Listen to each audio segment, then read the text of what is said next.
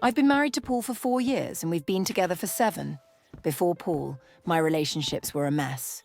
Red flags, toxic dynamics, you name it. My childhood was far from ideal, and I carry a lot of unresolved issues from my past. But with Paul, everything changed. Our relationship has been the healthiest I've ever experienced.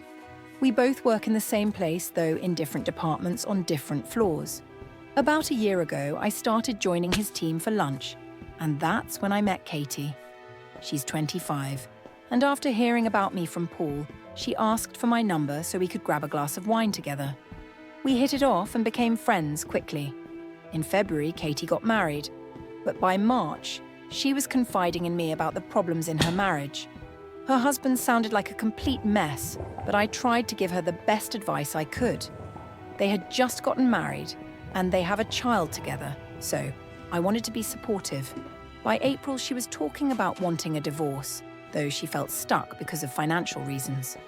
A few weeks later, she told me she'd asked for a separation. She was also venting to Paul and asking him for advice during this time. Then, sometime between May and July, she dropped the bomb that she'd cheated on her husband. She tried to justify it by saying they were separated, giving off serious, "we were on a break" vibes. I didn't tell Paul about this because I know how he feels about cheating. His ex-wife cheated on him, and it devastated him. But that's when I started to feel uneasy about their friendship. I didn't think Paul would do anything, but I worried that Katie might. She's told me how much she loves older men, and she's always dated men significantly older than her. She's even mentioned how lucky I am because Paul worships me. I told Paul that her constant venting and his role as a listener could lead to her developing feelings for him if she hadn't already. To his credit, Paul took me seriously and said he would step back from their friendship to give me peace of mind. But things were already starting to change. Paul became more withdrawn with me. We weren't as intimate as we used to be, though that could also be due to the fact that he hurt his back pretty badly. He's been out of commission for months despite seeing doctors and taking medication, but I still felt uneasy. Things started to improve, but in the last 2 weeks, Paul has been very volatile. He's quick to anger, snaps at our 10-year-old son from his previous marriage, and can't seem to handle our 2-year-old. Even when we have lunch together, he's so in his head that he can't hold a conversation with me. He says it's due to work, but I'm beginning to wonder if there's more to it. He does have a super stressful job, and I see how much work he brings home, but something feels off. Yesterday, I woke up from a nightmare where Paul cheated on me with Katie in our bed. When I woke up, he was in the shower, and I immediately went to find his phone to check it. It was in the bathroom with him, so I went through his watch instead. I found their text thread, and while most of it was work-related, she texts him first a lot. She also sends him songs from Apple Music, and the way he responds makes me cringe, like an older guy trying to relate to the younger generation. As I kept scrolling, I found a conversation that happened at 12:10 a.m. 3 weeks ago. She texted him right after a one-night stand to tell Paul that he was right about the guy being a dirtbag, and Paul texted her back. His responses were stilted, but he still texted her back 5 times.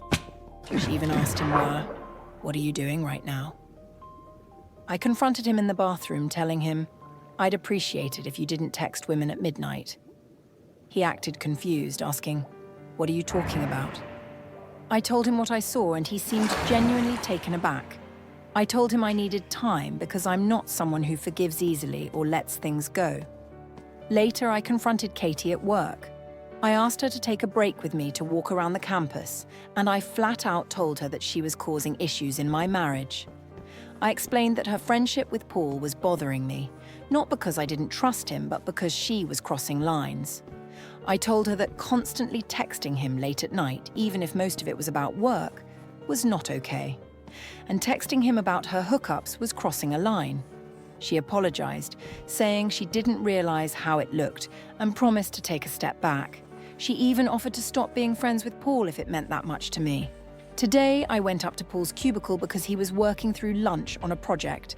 That's when I noticed that his desk is right next to hers. They literally share a cubicle, and all he has to do is turn his head to see her. I told him, I didn't realize you two sat right next to each other. He offered to ask to move desks if it would make me feel better, but I didn't want to interfere with his work. Now I'm sitting here, writing this out because I don't know what to do. We have 2 kids, a mortgage, and a life together. I don't think Paul cheated on me or even that he was emotionally involved with Katie, but I feel so disrespected. Am I being irrational? Am I overreacting? I just don't know what to do. My world was turned upside down when I discovered that my wife, who I've loved and trusted for nearly a decade, had been having an emotional affair with her ex-boyfriend from college. The connection wasn't just through simple text messages. It spread across multiple platforms, including Snapchat, making it impossible to know the full extent of what was shared. What I did find was enough to shatter me. Flirtatious texts, suggestive gifs, even memes with phallic imagery. It was like a nightmare unfolding in slow motion. We've been married for just under 5 years, and I never imagined we'd be facing something like this. When I confronted her, she denied that it was an emotional affair. She insisted that because the messages were often sent while she was drunk and didn't explicitly mention meeting up or physical intentions, it didn't count. But I saw the messages where she complained about me, wanted to FaceTime with him, and even joked about her body. How could she not see the betrayal in that? She told me she'd stopped talking to him, and when I found out she hadn't, it felt like a knife to the heart. Since then, she stopped drinking, blocked him on everything, and even asked me to check her phone periodically. But the damage is done. It's been a week, and while she's upset that I'm still hurting, I'm drowning in pain, exhaustion, and mistrust. I love her, but this weight is crushing me. I don't know how to move forward when the person I trusted most in the world has shaken the very foundation of our relationship. I'm lost, broken, and desperate for any advice that could help me see the way forward. It's been over 4 months since my ex, who I'll call Sarah, broke up with me. We're both 20, and we were together for almost 2.5 years. Before that, we had been close friends, talking through the night, sharing everything with each other. But as time went on, things started to change. I struggled with anxiety, and I could feel her drifting away. She was seeking fun outside of our relationship, and our communication was crumbling. Eventually, she told me she didn't feel the connection anymore and lost interest. She suggested we stay friends, but she wasn't sure if we could ever reconcile. When she ended things, I was a mess, confused, angry, but mostly heartbroken. I tried everything to get her back. I chased her, begged her to give us another shot. But every time she turned me down, always coming up with some excuse to stop me from bringing it up. Eventually, I had to accept that it was over, even though every part of me was fighting against it. Then I started noticing a guy in our classes who was openly flirting with her, even when I was around. It tore me apart, and I could tell she liked him too. When I confronted her about it, she denied everything, claiming she didn't want anything with him, and that she rejected him because we had just broken up. But not even 3 weeks later, I saw her at his house. Her stuff was still at my place after 4 months, so her rejection of him turned out to be a lie. That night, all those painful feelings resurfaced. I couldn't take it anymore, so I texted her sister and dropped off all of Sarah's things that same night. The next day, Sarah asked if I had texted her sister, and then she ignored me for a week. When she finally replied, she said, "Is it because you saw where I was?" That's when we got into a heated argument.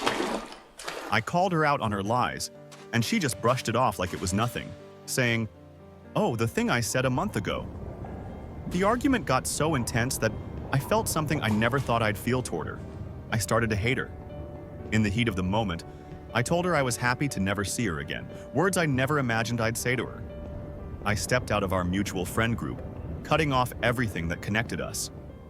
I thought I was done, but I can't help but wonder why she bothered messaging me at all. She could have just left it alone, let it all fade away. But she didn't.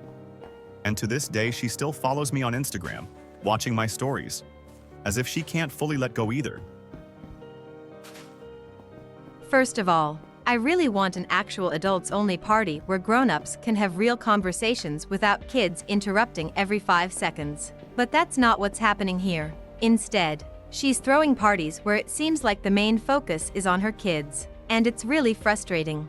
This has happened twice now, and I don't know how to address it with her without causing a big scene. The first time it happened, we all just assumed she had some kind of childcare arranged that must have fallen through at the last minute. We didn't want to embarrass her, so no one said anything. But it was awkward because we had all hired babysitters, expecting an adult night out, only to have her kids at the dinner table, needing constant attention and entertainment. Everyone was too polite to say anything, but I could tell they were uncomfortable. Then it happened again. She sent out invites for an evening dinner party, clearly stating it was for adults only. But when we got there, it was like a kids' playdate with some food on the side. She had set up all these games for her kids and asked everyone to join in, even though we all just wanted to have an adult night, relaxing and talking. The kids were the center of attention the whole night, and it felt like we were there to entertain them rather than have an evening with our friends.